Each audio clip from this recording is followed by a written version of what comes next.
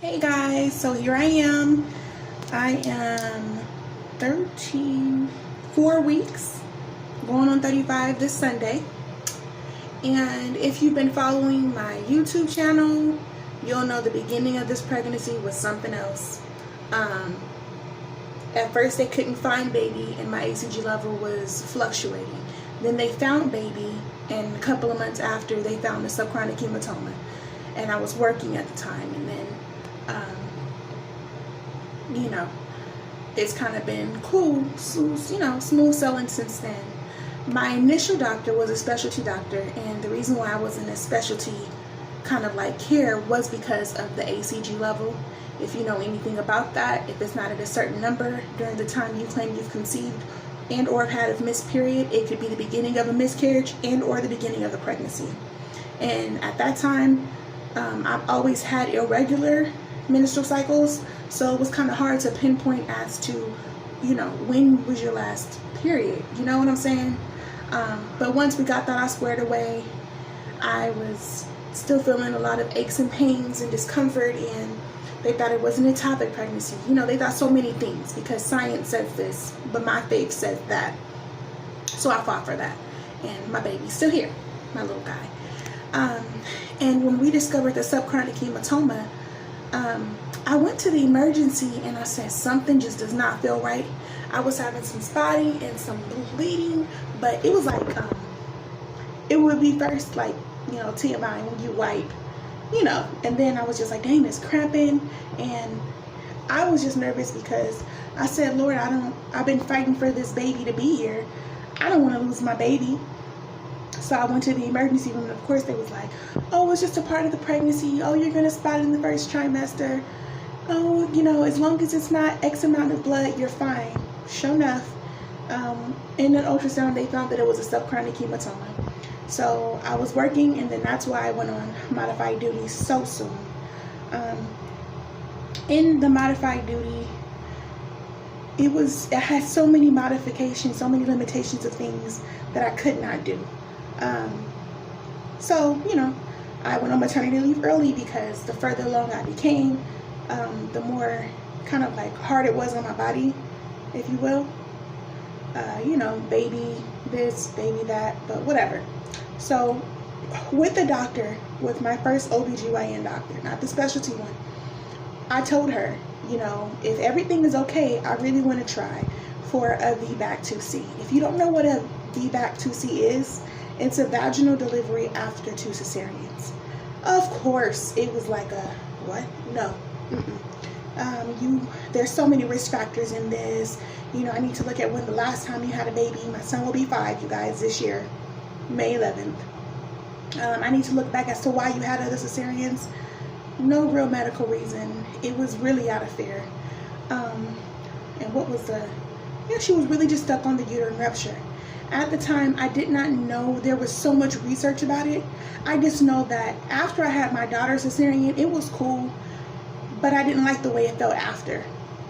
And then after my son, I did it because I was told I didn't have another choice. I was naive. I wasn't seeking other information.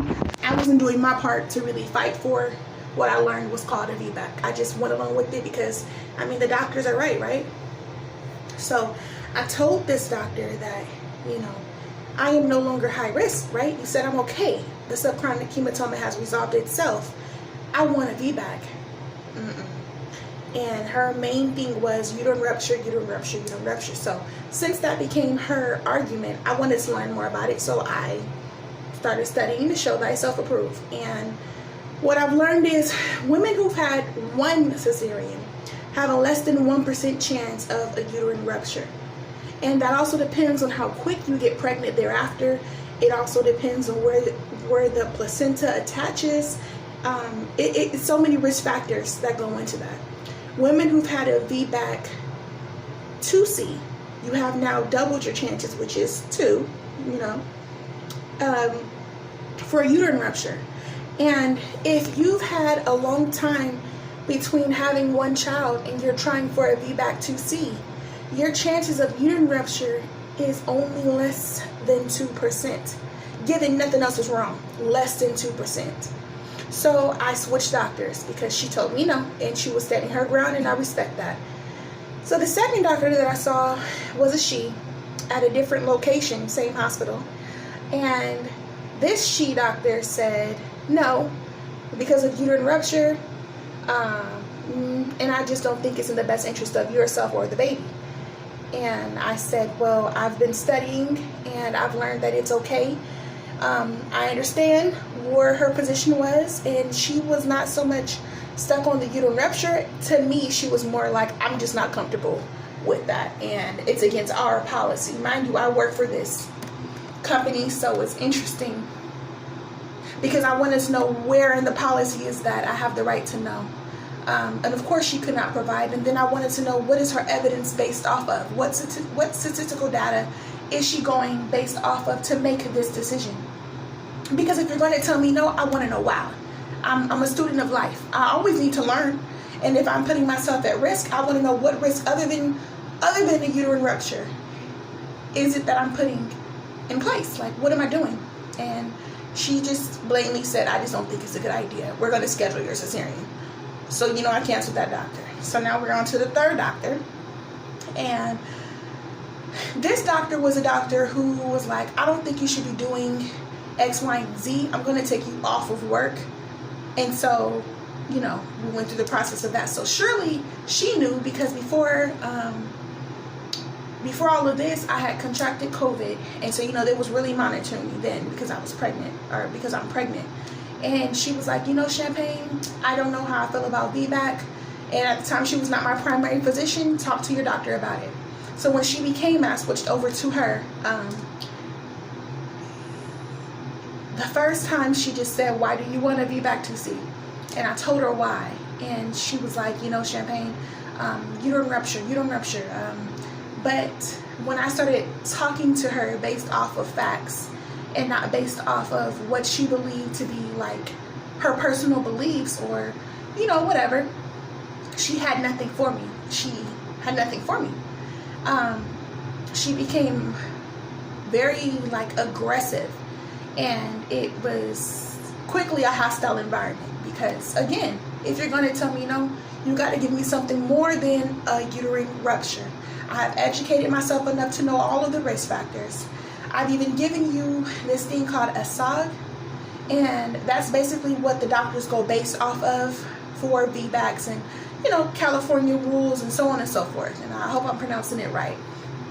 And this is my second appointment with the second appointment with this third doctor. And this week I went to go check on baby, and I was begging her, can we please work out something? She decided from the previous appointment she was going to schedule my cesarean anyway. At the previous appointment, we did talk about a cesarean, and I told her, if I went past 41 weeks, you can come and do whatever you want to do, because by then I'll probably be tired of being pregnant anyway. But if you can please just give me a chance to at least try, I would be okay with that. Because if my body truly can't give birth for whatever the reason, then for me, it would do something. You know what I'm saying? I even went so much as saying, can we compromise at 40 weeks in 5 days? She told me she would not go over 39 weeks. This is when she was going to schedule my appointment. And so back at the office this week, she said, well, I told you I'm not going past 40 weeks. And this is the time, and it's for this reason, the baby can grow, your incision can open, they have windows in there. Sometimes if the last surgeon didn't do what they were supposed to do, you create so many other risks when you wait to have your baby past 39 weeks after having a C-section. So the question came up again, well, based off of what? Because if your only argument is a uterine rupture, that's less than 2%. My youngest child is 4, he'll be 5 in May. This baby is due April 25th.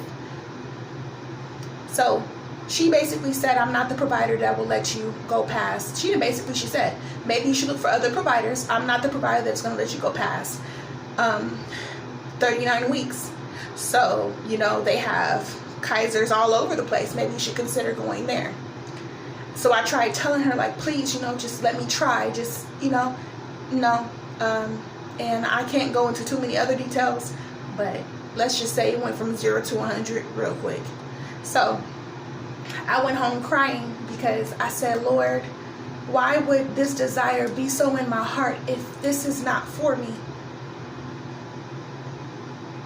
And, ooh, calm down. And so then I went on Facebook and I joined this group for VBAC mommies. And I was looking at all the testimonies and stuff. And I started calling different midwives, and a lot of them was taking their vacations in April, or their caseload was already too much. And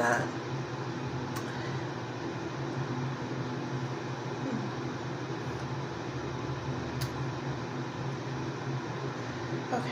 And then this one young lady was like, hey, where are you getting your prenatal care at Kaiser? Because I've had 3 previous cesareans, and with my VBAC 2C, this such and such doctor was so for me trying. And so she gave me this doctor's name, and she said, I'm pregnant again, and I'm trying again for a VBAC. But it'll be a 3C, because with my VBAC 2C, I successfully delivered. I had another baby thereafter where I had to have another cesarean. And then here I am pregnant again with, which will be now a VBAC 3C. And I was like, wow, can I have this doctor's number? You guys, I called the doctors. I called membership services, and I was told this doctor was not available until April 19th. And I booked the appointment because if she can do it less within the 2-year window and he said yes, I am believing in God that I will also be granted the same opportunity. Now, I will be pushing it. I was told that I can call and see if any upcoming appointments become available to me. But I am asking everyone to stand in agreement with me on this, because it means so much to me. I know that there are women who will swear by cesareans, and that's okay. That's their dream. That's what they like. For me, though, I am really just hoping for the opportunity to just try. Whether I succeed or not, baby, it means the world to know that I tried. And if I succeed, I'm probably gonna be like the biggest crybaby. But so yeah, let me show you him. Here we are. And I am so excited, guys. Keep me in your prayers and your fingers crossed, and I will surely keep you updated. Have a good day.